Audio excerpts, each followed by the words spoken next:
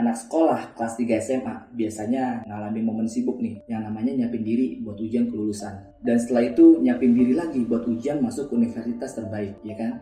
Buat masuk di universitas terbaik ini, diseleksilah ada tuh yang namanya ujian tertulis. Hampir semua sistem pendidikan di dunia nerapin sistem kayak gini. Siapa sih yang gak mau masuk UI, UGM, ITB? Para pelajar nih berbondong-bondong mau masuk kampus negeri terbaik dan terkenal di Indonesia.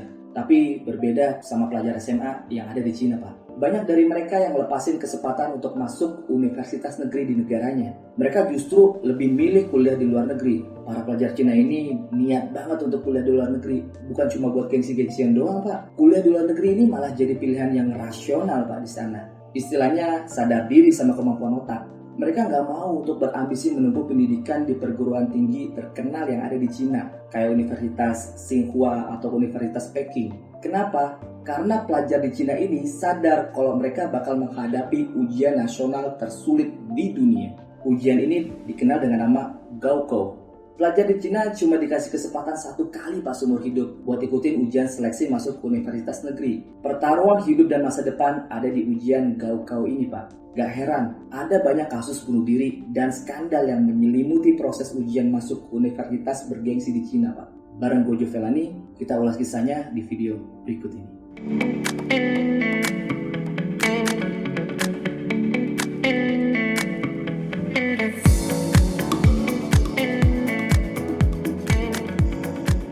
Ujian seleksi perguruan tinggi terbaik tesnya susah.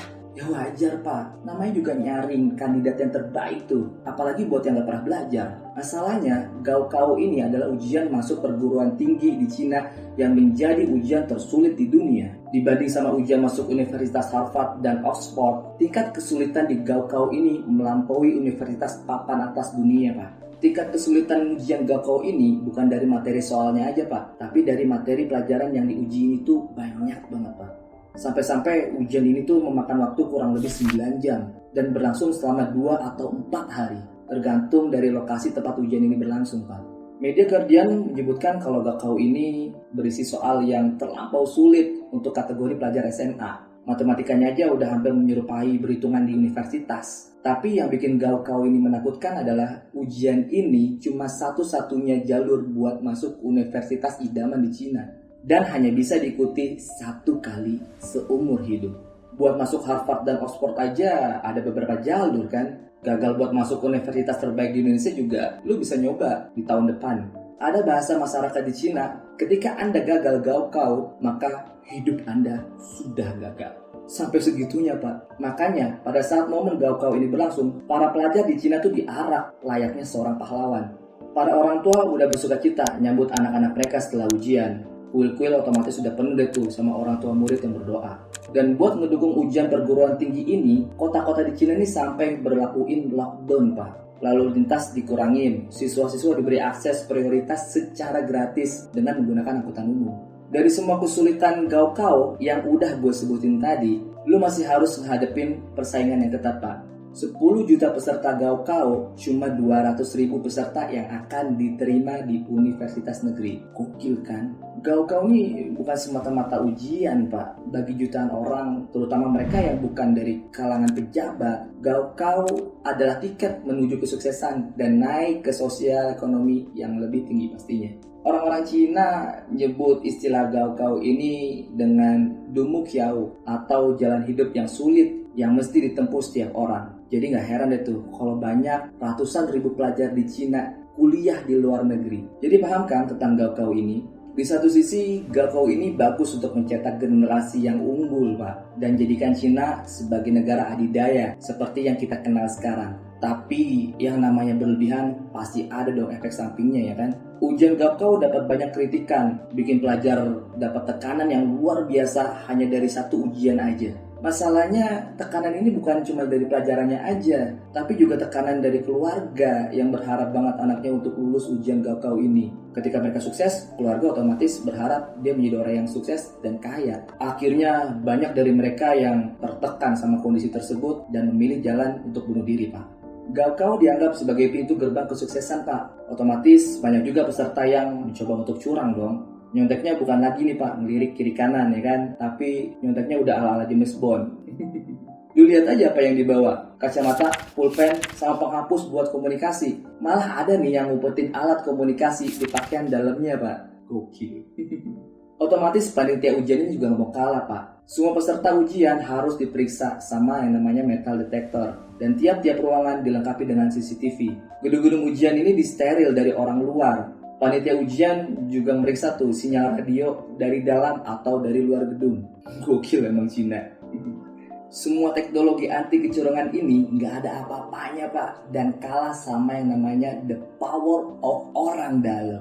Semua sistem di dunia ini buatan manusia, Pak, dan selama manusia ini ngoperasiin masih ada aja celah buat ngakalinya, Pak.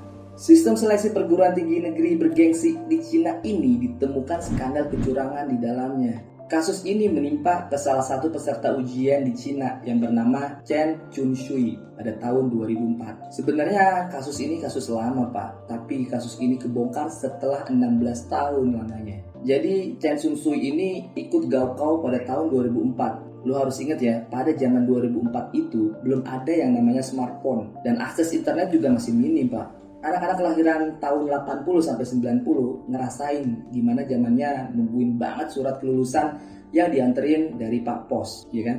Nah, di Cina juga sama. Berhasil atau gagalnya ikut ujian gaokao diketahui dari datang atau enggaknya surat ke rumah lo. Karena surat itu nggak datang, Chen menganggap kalau dirinya nggak keterima masuk universitas, Pak. Dan akhirnya Chen pun memutuskan untuk cari kerja di kota, memulai pekerjaan serabutan, kerja di pabrik, jadi pelayan restoran, sampai jadi guru taman kanak-kanak.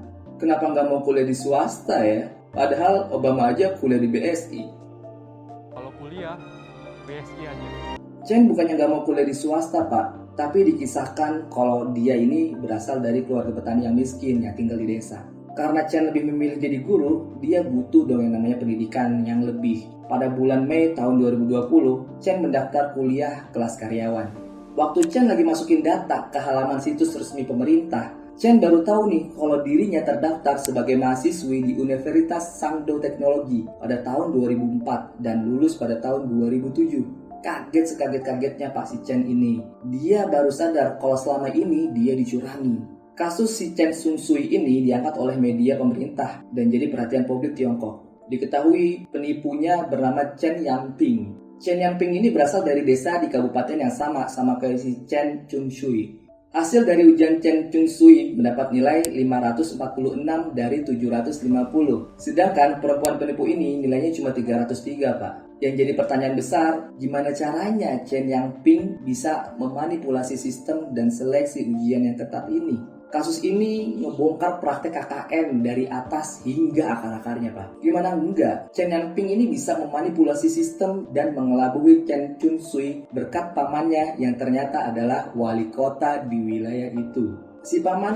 menyuap nih panitia ujian gaokao di wilayah kekuasaan pamannya sendiri. Orang yang mampu mengakses data ujian Chen Chunshui. Ayah Chen Yangping bertugas untuk mencegat surat buat Chen Chunshui di kantor pos kecamatan. Yang pasti ada proses suap menyuap juga di sini, Pak. Mereka juga malsuin transkrip nilai dan menyuap kepala sekolah SMA tempat Chen Yangping ini belajar. Keluarga si penipu dituding kerjasama sama kepala polisi setempat dan dari staf Universitas Teknologi Shandong buat mastiin Chen Yangping tadi masuk ke dalam kampusnya pakai identitas dari Chen Chunshui. Terus gimana nanti identitas Chen Yangping ke depannya? Kan ijazahnya bukan atas nama dia. Nah itu dia Pak gilanya. Selama 16 tahun Chen Yangping ini hidup pakai identitasnya Chen Chunshui. Dari dia masuk sampai dia lulus dan kerja di tempat yang enak di Cina. Chen Chunshui dipilih karena dia anak keluarga petani miskin di pedesaannya, jauh dari kota dan jauh dari akses informasi. Ingat ya, tahun 2004 ini belum ada yang namanya smartphone, internet juga masih terbatas ya kan? Ketika kasus ini terbongkar di tahun 2020, gelar akademisnya dicabut secara otomatis dan Chen Yangping dikeluarin dari tempat dia kerja. Pemerintah daerah setempat ngelakuin investigasi pada kasus ini dan hasilnya sebanyak 46 orang telah dihukum. Kisah Chen Chunshui menimbulkan kemarahan di Cina, Pak. Gaokao itu istilahnya sebagai gerbang kesuksesan dan harapan tinggi bagi warga Cina yang pengen memperbaiki hidupnya. Orang tua bekerja keras biar anaknya bisa ke sekolah tinggi, tapi jalan mereka malah dihalangin sama orang-orang yang punya kekuasaan. Kasus Chen Chun-sui ini salah satu dari 242 kasus dengan modus yang sama dari tahun 2002 sampai 2009. Chen Chun-sui ngajuin permintaan buat jadi mahasiswi Universitas Teknologi Shandong, dan Chen berupaya untuk merebut apa yang seharusnya menjadi jalan ninjanya. Awalnya pihak kampus tuh nolak, tapi setelah ada dukungan dari para netizen di Cina, pihak universitas akhirnya bilang bakal berupaya agar keinginan Chen bisa tercapai. 16 tahun men, bukan waktu yang sebentar itu. Harusnya lu bisa kerja di tempat yang enak dengan gaji gede, malah orang lain ya kan yang ada di posisi itu. Lu sendiri kerjanya malah serabutan. Kan ngehe banget. Kenapa semua ini terjadi? Kenapa? Tapi gue masih punya pertanyaan yang gantung di pikiran gue. Kenapa keluarga si penipu ini cuma merubah fotonya ya?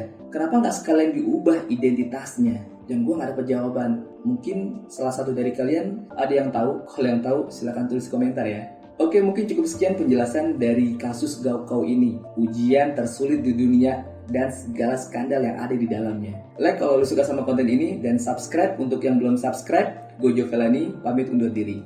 See ya.